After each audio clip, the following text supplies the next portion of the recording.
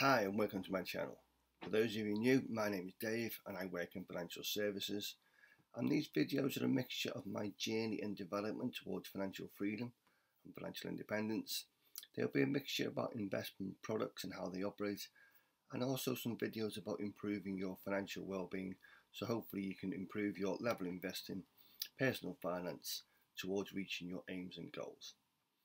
Now remember, if you like the videos, smash the like button, subscribe to this channel so we can grow and reach a wider audience.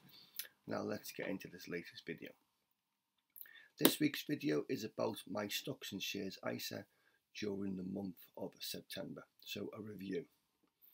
Now it's not done to boast or brag, it's done to give people a flavour of my aims for the portfolio, the shares I hold, the reason I hold, and the objectives for moving forwards. For those of you new, the start of the year was a plan to have a year-end value of £50,000, annual growth rate of 10%, and annual dividends of £500.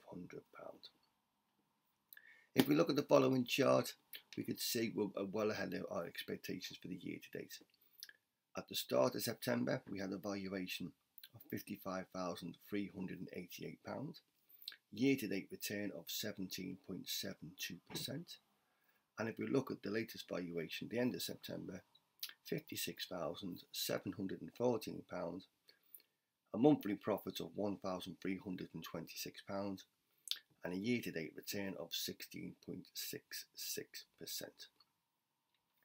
Now during the month we made contributions of £1,037.19, and we received dividends of £187.52. So year to date, annual dividends of £432.19, and across our 9 shareholdings we record a yield of 3.11%. Now if we look at the following chart, just a quick summary of where we've received our dividends. So Lloyds Bank paid us £75.82. We reinvested that money and we got 168 new shares. Barclays Bank paid £29.28. Again, we reinvested, we got 15 new shares. NatWest gave a small dividend of 2p, gave us £7.56. Legal & General, a very nice dividend of £63.24, 22 shares. And HBOS gave a quarterly dividend of £11.82. So a very good month as the chart shows, but hopefully well towards our target of £500 for the year to date. Now we incurred monthly fees with our provider of £10.94, and if we look at the following analysis chart, our holdings are mainly based in the UK, 41% in financial services, 14% in technology, 10% in consumer cyclical, 8% in consumer defensive, and 8% in healthcare. And as we said, predominantly based in the UK, our overall portfolio is 61.34% in the UK and Europe, 22.7% in the Americas, and 15.92% in Asia and emerging markets. Run through where our investments or portfolios are. So a quick look at the valuations. I said we own 9 shares, makes up £21,582 of our portfolio, 38%, of which 35% is in the FTSE 100 companies and 3% is in the FTSE 250 companies. But all companies, I believe, are long-term holds, will give us some great returns moving forwards, but will also give us a nice mixture of dividends to hopefully reinvest and grow the portfolio. If you look at the following scenario, the charts, our largest holding is Lloyds Bank, 9% of our portfolio, £5,300, 11,455 shares. Our next holding is Legal & General, 8% of our portfolio, £4,500, 1,602 shares, and we did actually top up that investment last month. We bought another 359 shares for £1,000. It was bought because it's got a very good yield, around about 6.5%, Insurance sector is safe, it's steady, it's, shall we say, boring, but it's giving you great returns, and it does have a very good moat and cash flow. So hopefully some great dividends to reinvest at a yield of around about 6.5%. Our next holding is Aviva, 6%, £3,700 nearly, 928 shares. Again, it's been on a recent buyback. Scrip dividends are going to improve. They're going to redistribute cash back into the business, but again, it's been bought for a long-term holding. Our next shareholding is Barclays, 5% of our portfolio, £2,800, 1,479 shares. Our next shareholding has been on somewhat rally lately, Sainsbury's, the retailer, 4% of our portfolio, £2,248, 788 shares, being affected for the good, shall we say, by the recent takeover of Morrison's. Our next shareholding is AJ Bell, the platform provider, 1% of our portfolio, £945. We own 237 shares. Very small dividend paid, but very good growth figures moving forwards, thanks to people investing through platforms. The numbers have been very good. Assets under management have grown substantially over the last few months. Our next shareholding is HSBC, 1% of our portfolio, £900, £231, has suffered recently because of China, but ultimately will be a very good global bank, but it's being bought for quarterly dividends, and hopefully will stage some kind of a recovery moving forwards. Talking of recoveries, our next shareholding is Card Factory. We own 1%, £604. Our worst performer by a mile, we own 1,126 shares, but it was struggling with debt. Debt's been refinanced, has some very good results in the last quarter. Debt's been reduced, profits have increased, but it is restricted. It cannot pay any dividends for the next 2 years because it has took some kind of government loans.